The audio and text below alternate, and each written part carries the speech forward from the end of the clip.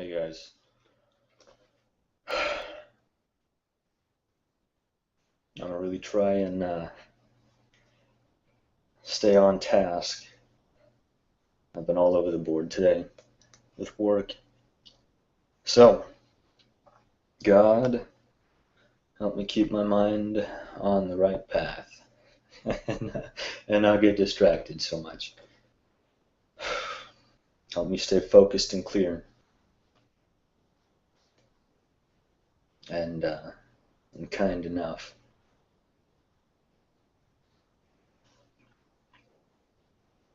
So, I guess, well,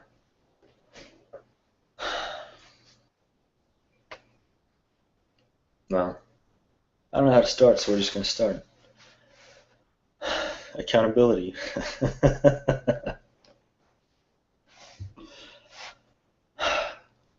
There's not enough of it.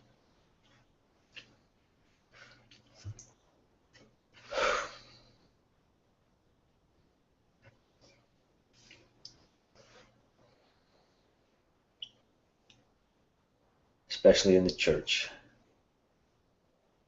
We talk a lot about the importance of being accountable to each other and all of that crap. Who was Jesus accountable to? Who was Paul accountable to? He made himself accountable to the apostles, to Peter, to James. He met up with them. What about when he was out gallivanting all over the world?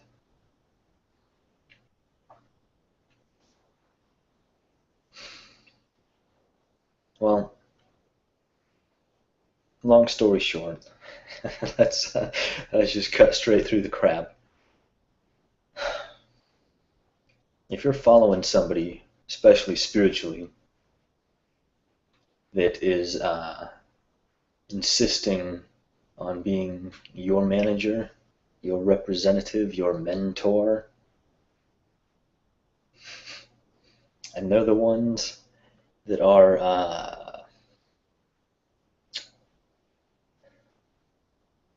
well, they're the ones you answer to. They don't really know God that well. It's just, if they did, they'd be doing their best to fill in the blanks and sending you to God. And if you don't quite know how to get what you need, they're right there to help you out.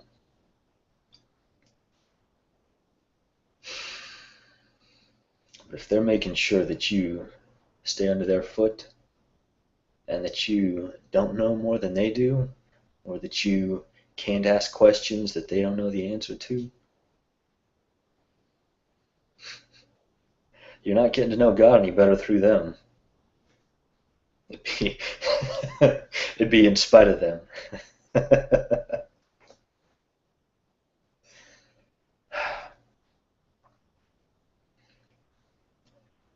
You don't have to be afraid to do some freestyle with getting to know God. He's bigger than not having somebody around you can run to when you need it.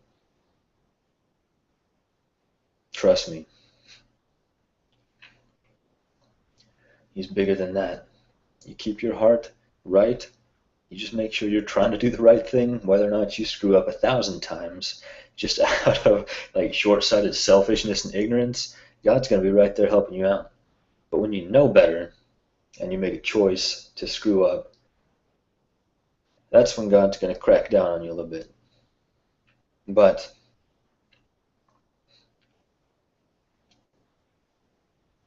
He's just trying to make things better. He's trying to grow you up. That's really what's going on. And if somebody has to manage you and tell you how to live, and all they're doing is just prescribing a regiment of disciplines for you to follow that you answer to them about, dude,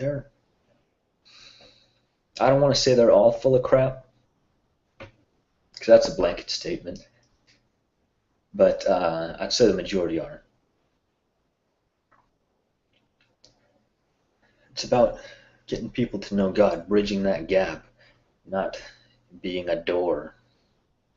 Bernard and Pam know that very well, especially Bernard.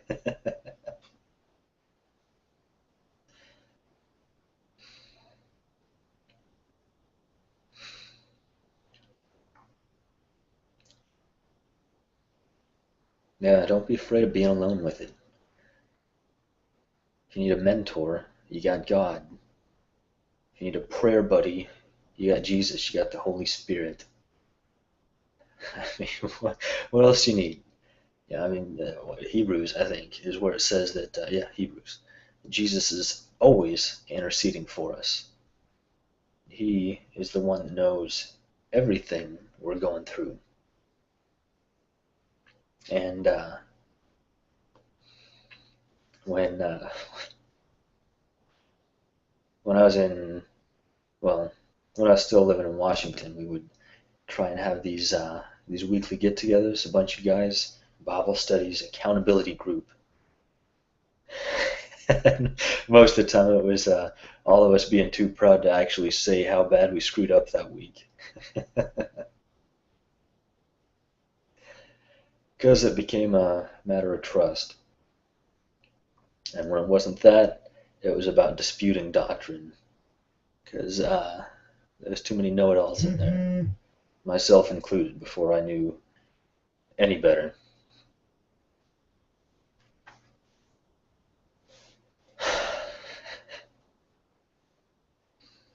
And then thought I had accountability partners down here, and it was just people wanting to tell me what they knew, everything they knew, which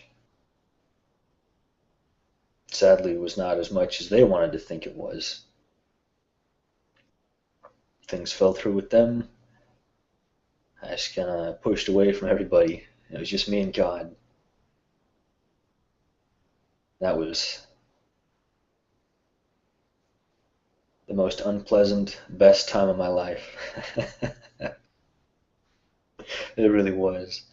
I didn't have anybody to hide behind. I didn't have anybody to make excuses to or about. I had no way to justify myself. It was like I was living in a glass house. But you learn to not make excuses that way. You learn not to hide behind crap. You don't lie to yourself. If you want God, you stop looking for excuses to justify what you're doing. You look for more reasons to get rid of this stuff that's keeping you from God.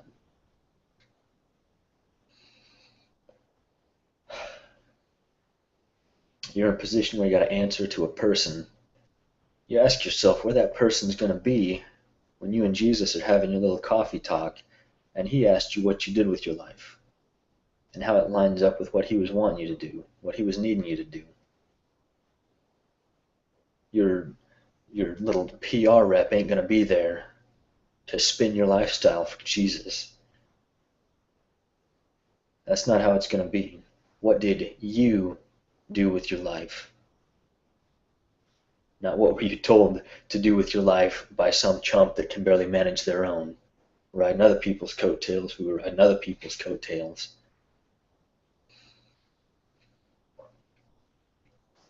Accountability starts with God. He made it real clear to me, because I told him what I wanted was for him to be around all the time, all the time, all the time, not going anywhere, not having to leave me alone just because I wanted to be selfish, just because I wanted something that was opposite him.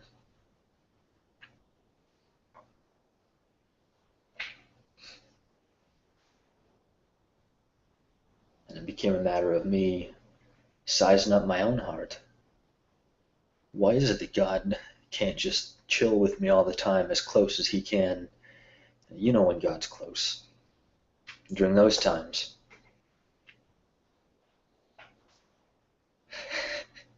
Because of what's in my heart.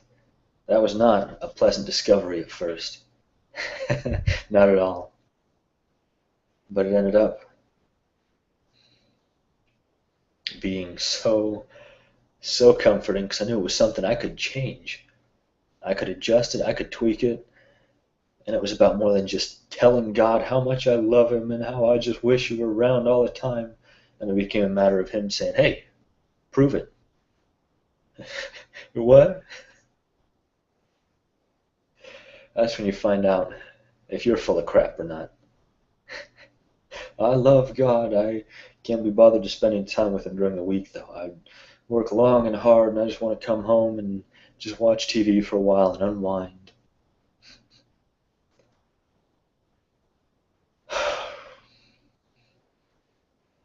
I'm saying this to me too, so don't be singled out. But if you want to really unwind, you get to know God better, and you get comfortable with that peace that always comes with him showing up. I was in that habit pretty good for a while, and then, wouldn't you know it, life happened. I got so focused on one thing, I had to put almost everything else to the side. And I do believe that was God telling me to get focused on doing something. Something needed to be done. And then that was over a month ago now. I'm still trying to get back into the habit of where I was.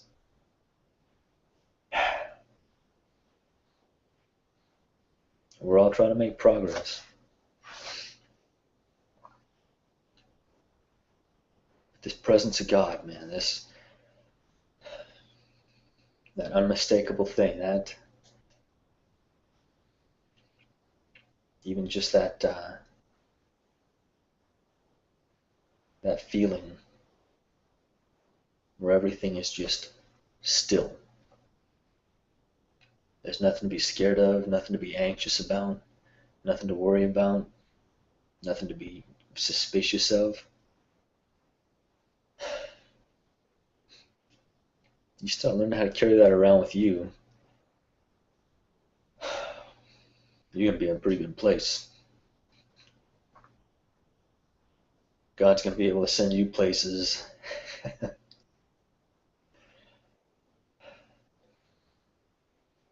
difficult places for other people.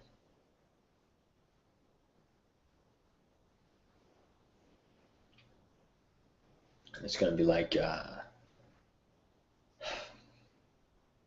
I forget his name, the magician in Acts, where he was seeing all these people get filled with the Spirit and seeing all these mighty works and miracles and wonders and signs, and then tries to buy it from Peter.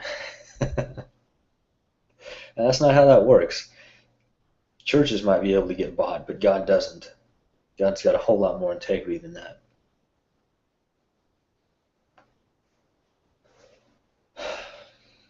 And that kind of thing, that kind of purity, that kind of transformation doesn't come from answering to a person, unless it's Jesus.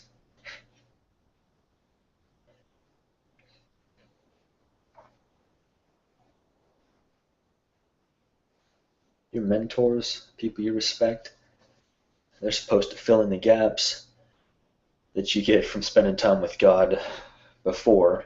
And it's like you come chill with them for a while, and they're like, hey, this, I feel like this and this and this is something you ought to know. And then you can be like, well, what? And they're like, well, I've given you what you need. Time for you to go hang out with God again some more. That's how you get maturity. It's not from sir, pastor, evangelist, apostle, shepherd, whatever stupid name you want to give yourself. Can I mow your lawn and you can teach me? Those people are selfish and arrogant. And they love themselves a whole lot more than they love you.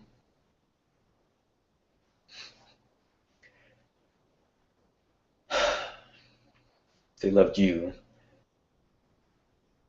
the way that they are supposed to. It's implied when they talk about how much they love Jesus.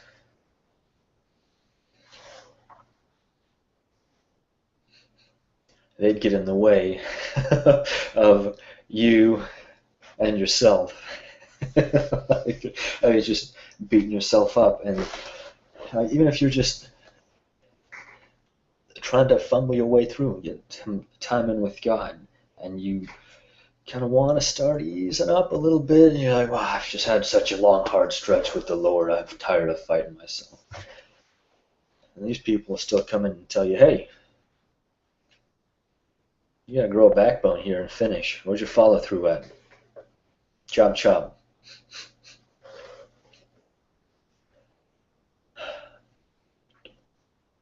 These people, these mentors, they're supposed to be the ones serving you, not vice versa.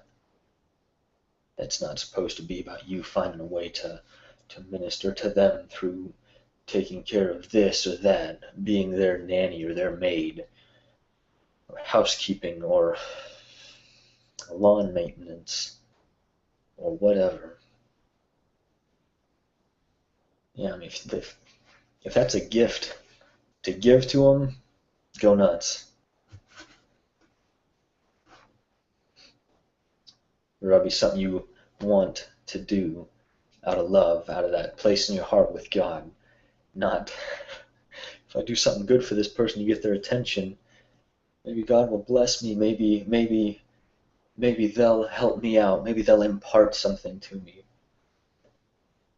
God's got a whole lot more integrity than that kind of garbage. If you want an accountability partner, you just ask God. He'll throw the excuses right out the window and be like, you get busted doing something and you're just trying to fumble and just trying to coming up with all these excuses, and God's just standing there with his poker face, just looking right through all the crap, looking straight into your heart. It's like, come on, son, I know you're full of crap. You just admit it. just put it out there. Tell yourself, just move on from it then. And we'll work past it. We'll get you grown up beyond that point. But you may as well just admit that you did it because you wanted to.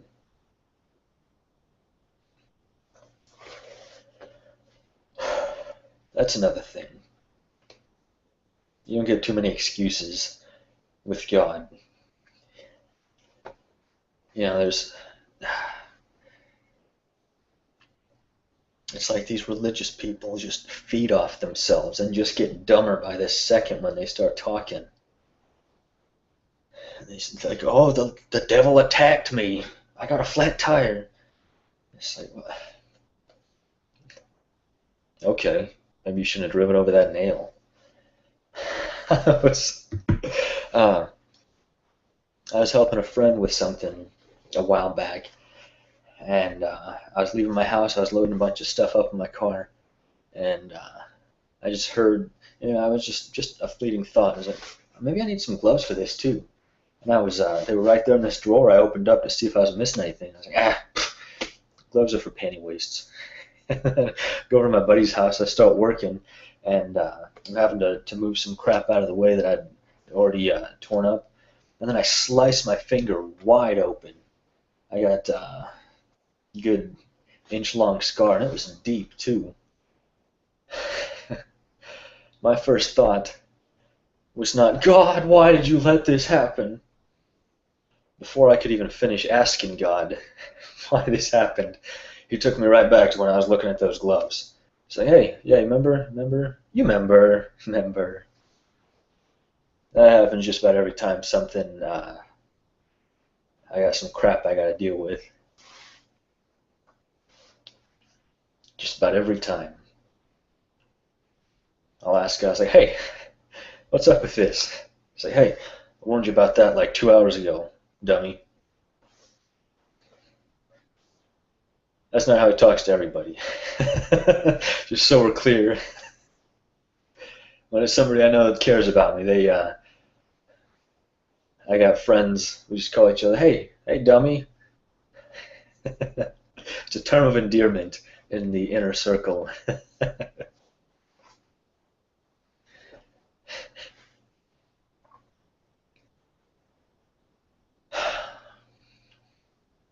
So anyway, these Christians just kind of devolve when they get together and then just start getting all super spiritual with each other.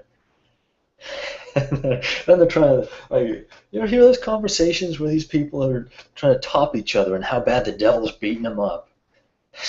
Dude, what's the matter with you? You don't even know who you are in God. You do best to just go to a corner and shut up for a while.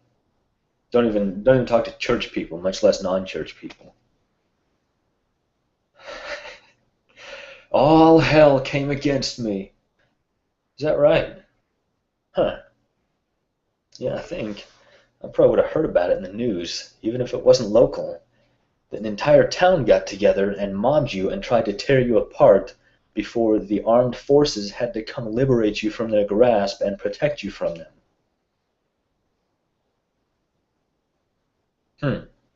All hell came against me. This person doesn't like me, and I got kicked out of here, and that guy doesn't talk to me anymore. If you think that's the worst the devil's got, you have a pathetic life ahead of you. May as well know that now. And if you think what the devil does really matters, that might even be more pathetic. May as well know that too.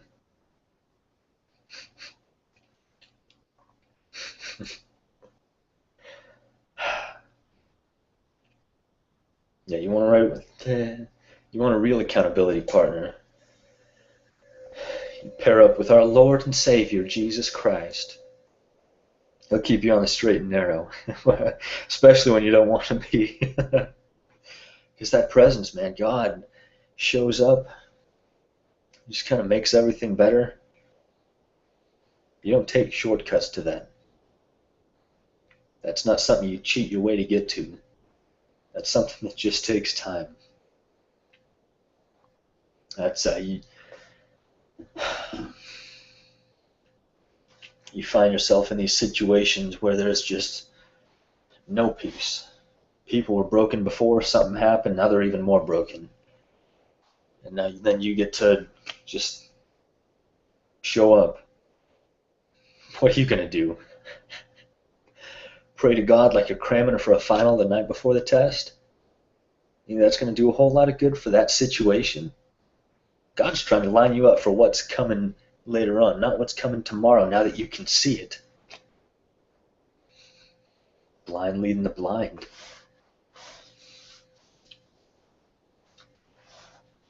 It's about God preparing you for every situation, no matter what, any circumstance, so you can just show up and just be this, like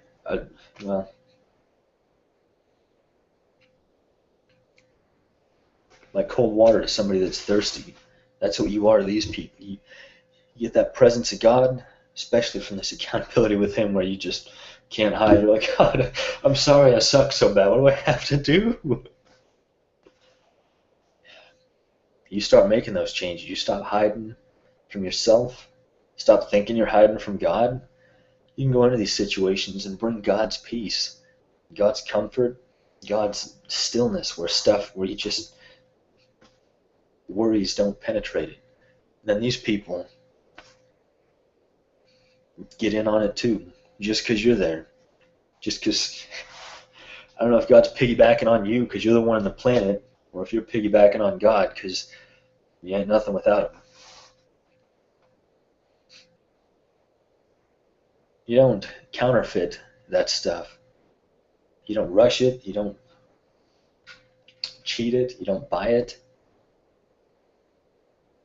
That's stuff that happens as you get rid of the crap in your own life to make room for more of God.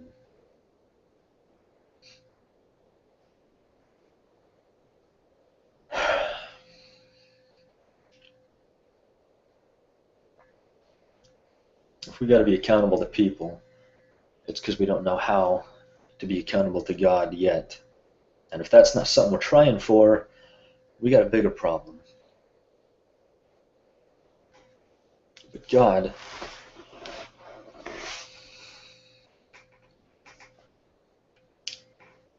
don't know if it's so much about him making you accountable to other people as you grow up, or if it's just him expecting you to be nicer to other people, and that's part of being accountable to him. But you start exercising that accountability, that the growth that does happen, you're going to start expecting more. I mean, if you're a good steward of something, wouldn't it stand to reason that you're going to get more of it? You're going to be trusted with more of it? If you're doing what's right with truth, aren't you going to get more of it? If you're using the presence of God to help people and not manipulate them, not only you get to keep God's presence around, but you'll get more of it.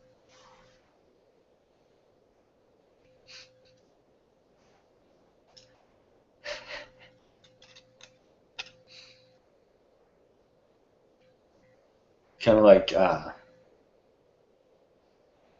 since I do these through IctusNet, I'm accountable to Pam and Bernard because, in a way, they're letting me represent them. But they got to know me well enough to realize I wasn't a completely loose cannon. I was just a little rough around the edges. And then they trusted that I'd be able to give myself to God enough to get some of those edges smoothed out, keep some of those good rough edges, to be abrasive to the ones that need some more of it.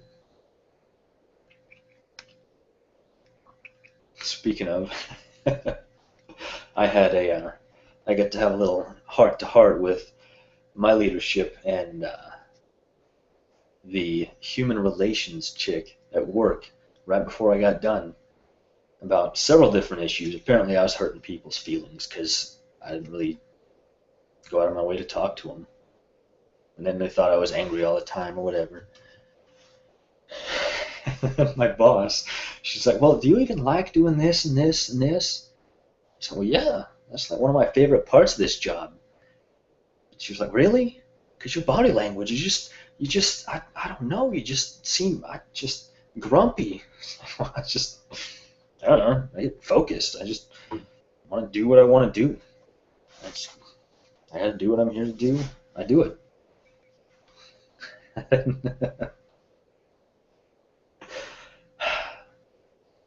Sometimes I get so focused on accountability to God, I forget some of the people in between, like the superiors or supervisors at my job.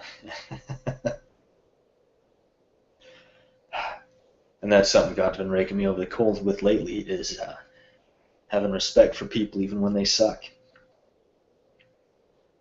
Because look how Jesus talked to the Pharisees when he knew, after he had submitted to God about his death.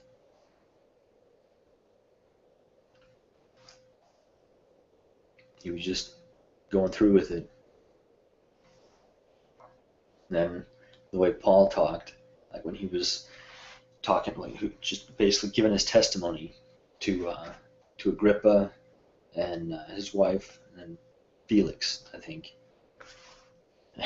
and then Felix was like, Paul, you've gone insane.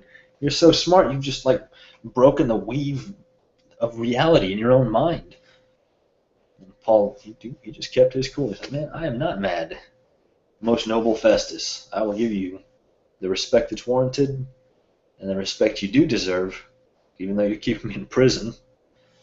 And I will continue, unfazed, despite your petty, selfish ignorance and the way you live. I'm trying to get there, but I'm nowhere near that right now. I can't even make eye contact with the people at work I don't like. Well, I can. I just really don't like to because they just suck. If my shortcomings help you out, I'll throw them out there. Maybe not all of them, because then there may not be any hope left.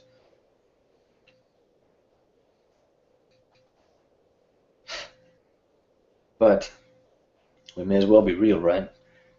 It's not like God can't see what's on the other side of the curtain. And if He's the person we're trying to get closer to, why lie about it? Why try and pull any punches? Why not just, God, I'm sorry I screwed up. I let my emotions get the best of me. I got short-sighted. Just tunnel vision. I'll try and do better next time. I really am sorry. I don't know what else to say. Just help me do better next time. I want to do better next time.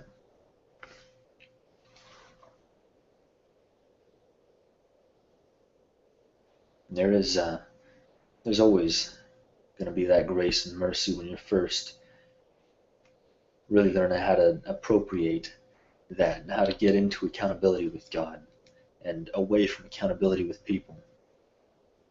If they're not pointing you to God, then you just put a ceiling on yourself. You may as well just push them out of the way and start with God anyway, even if it's a little rough at first. You're doing yourself a favor in the long run, for sure.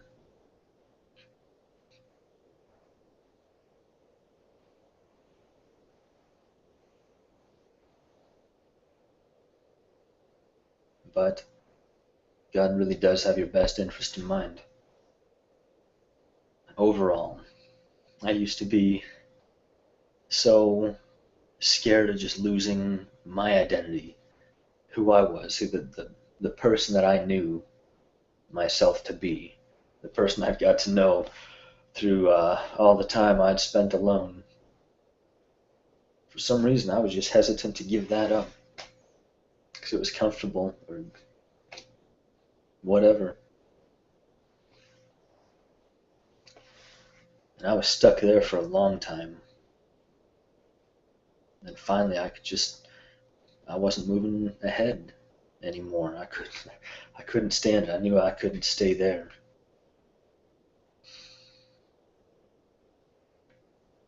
And then just had to break. Now, man, I feel stupid for letting it take me so long. It's like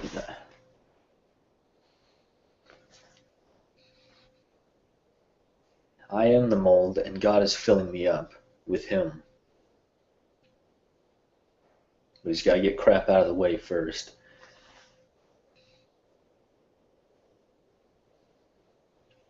But it's still, I'm still going to be me. I'm just going to be a much more free, open and transparent version. Or it'll be like Pete version 2 or version 897, depending on how many tries I got to take at it. But I was so afraid of losing myself in God, as stupid as that sounds. And then I realized that's not even how it works. I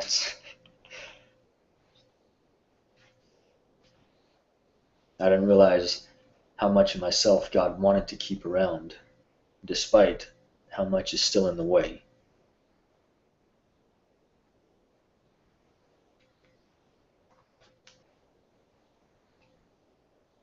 Yeah.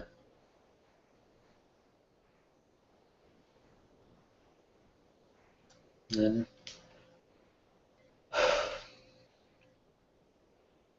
the biggest part of accountability with God is transparency. I knew I was missing a word until I just said it. It's just, you know, you ain't gonna hide nothing from God, so it's a good thing He loves you anyway. You can always hide stuff from people. If that's who you're accountable to, you're shooting pretty low. Really low. Depressingly low. Not gonna get nearly as much done with your life as you think you will, or as you want to.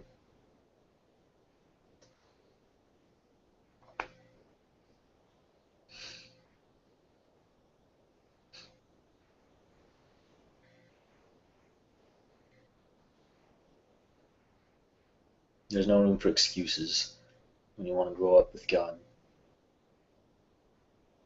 So you may as well just let Him be unpleasant and get it over with. It's like knowing the spanking's coming as a kid. It's It gets so much bigger and so much worse the more you put it off. But you don't want to deal with it, so you keep trying to put it off. That's what it's like with God. It's like, God, this is going to be terrible. This is just going to be terrible. I'm going to hate it every second of it. I'm not going to want to do this ever again. No, no, no, no, no. And God helps you go through with it. Wait, what? It wasn't as bad. I mean, it was bad, but I was expecting a whole lot worse.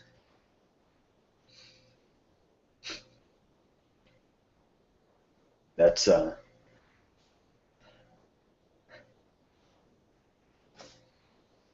that's what the devil does, man. He magnifies stuff. Did you ever every once in a while I'd come across an email or something where it's just things are magnified in a microscope, just germs and stuff, and some of them are just god awful terrifying when you look at them like 1,000, 2,500 times magnified. But you can't see them when it's. I'm not afraid of that crap. That's that's what the devil does. And it's like putting like getting some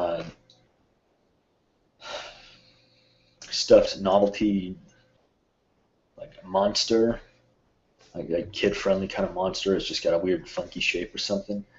And then you put a candle on one side, and then you stare at the wall on the other side. That thing, that little stuffed animal monster, it looks a whole lot worse when you're staring at it on the wall. And that candle, the way the candle flickers, it gives an illusion of motion on the wall. You just stare at that, man. Your emotions, your imagination is just going to go nuts. They'll turn on you in a second. But then you realize what you're looking at. You go from looking at the wall, the shadows, that thing that's so much bigger than you, and you look down there and say, oh, what? I got suckered by that? I feel really, really stupid now. God, don't let that happen again. Might impact my self-esteem someday.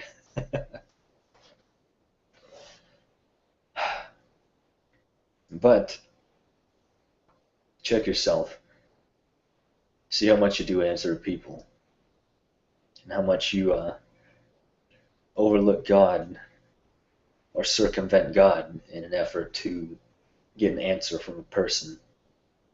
Which, hey, we all have done that. Every single one of us is guilty of doing that, trying to skip God because we want something tangible, something we can hold on to. Just because we don't know God, and He's the one whose word you got to hold on to.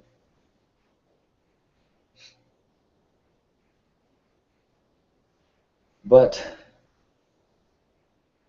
He loves you in spite of yourself, so He'll help you work through all that.